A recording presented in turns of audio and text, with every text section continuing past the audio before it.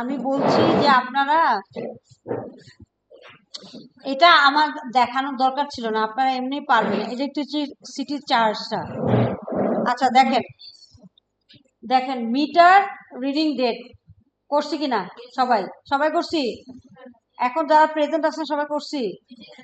আচ্ছা, তারপর electricity charge consume unit করে ফেলছি, রাইট?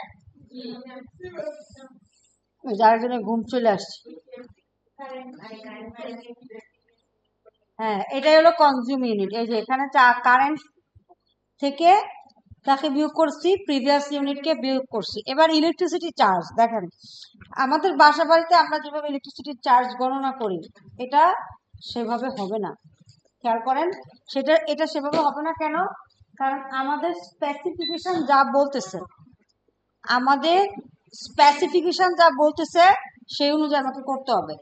আমরা বাসা বাড়িতে কি করি যে এত 0 থেকে 75 ইউনিট পর্যন্ত ধরেন একটা আছে, 1 ইউনিট এত টাকা করে আছে পার ইউনিট, ঠিক আছে?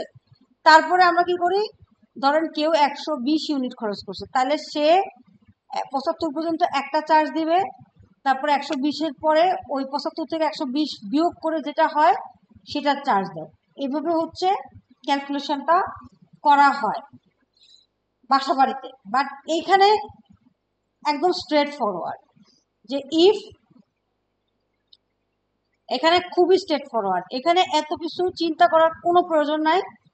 জাস্ট আপনি লিখবেন ইফ আইদার হাইয়েস্ট ইউনিট দিবেন অথবা লোয়েস্ট ইউনিট। হাইয়েস্ট ইউনিট বলতে কি 75, 200, 400, 500 এভাবে একটা দিতে পারেন, অথবা লোয়েস্ট ইউনিট 0, 76 এরকম ভাবে যেটা ধরেন।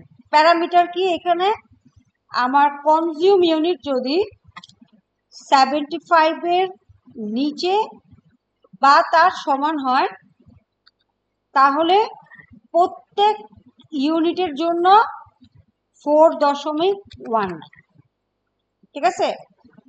বরাবর এখানে কোনো যোগ বিয়োগ গুণ ভাগের ইয়া নাই, যে 120 যদি হয় তাহলে 75 ইউনিট পর্যন্ত 4.19, এরপর 120 মাইনাস 75 হলে যেটা পাবে সেটা হচ্ছে 5.72। এরকম কোনো কমপ্লেক্স সিচুয়েশনে যাওয়ার কোনো প্রয়োজন নাই। আমরা বাসা বাড়িতে করি, বাসা বাড়িতে এইভাবে ক্যালকুলেশন করা হয়, প্রত্যেক ইউনিটের জন্য কি জানি এটা করে।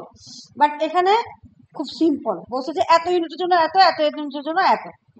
আচ্ছা, তারপরে যদি হয়, যদি এটা ট্রু না হয়, কেন 199 ইন্টু 4.19 করলাম? কারণ বলছে পার ইউনিট, মানে 199 এর পুরোটা ইউনিটের জন্য সে যদি 75-এর মধ্যে পড়ে তাহলে 4.49 দেবে, কিন্তু 75-এর উপরে যদি পড়ে নেক্সট হাইয়েস্ট ভ্যালু কত, ইফ G7 যদি 200 এর নিচে বা তার সমান হয় তাহলে কত হবে, G7 ইন্টু আপনার 5.72, ঠিক আছে? আবার ইফ এইটা যদি কতর নিচে হয় বা তার সমান হয় 400-র নিচে হয় তাহলে G7 ইন্টু 6.34। ইফ, আচ্ছা এই যে একের পর এক ইফ লিখতেছে এটাকে কি বলে বলেন তো? Nested if. Nested if. কালকের ক্লাসের যে থিওরিটা আমরা পড়াইছি ওটা আপনারা, যদিও সাউন্ড হয় নাই, বাট ওখানে যা যা দেখা যাচ্ছে প্লিজ কাইন্ডলি দেখবেন, কারণ ওখানে অনেকগুলো ইম্পর্টেন্ট কোশ্চেন আপনাদের সলভ হবে, ওখানে আছে। আর 11.46, ঠিক আছে? তাহলে দেখেন, প্রথমে আমি হাইয়েস্ট ভ্যালুগুলো নিয়ে করছি, যে 75-এর ইকুয়াল বা তার সমান হলে বা তার নিচে হলে কত, G7 ইন্টু 4.19, ওকে? তারপর 200-এর নিচে বা তার সমান হলে কত, G7 ইন্টু 5.72। এরপর নেক্সট হাইয়েস্ট ভ্যালু কত, 400। 400-র নিচে বা তার সমান হলে 6.34, 500-র নিচে বা তার সমান হলে 9.94, আর বাকি যা আছে তার জন্য হয়। এবার যতগুলো ইফ লিখছি 1 2 3 4, তাহলে 4টা ব্র্যাকেট দিয়ে ক্লোজ করে দিব।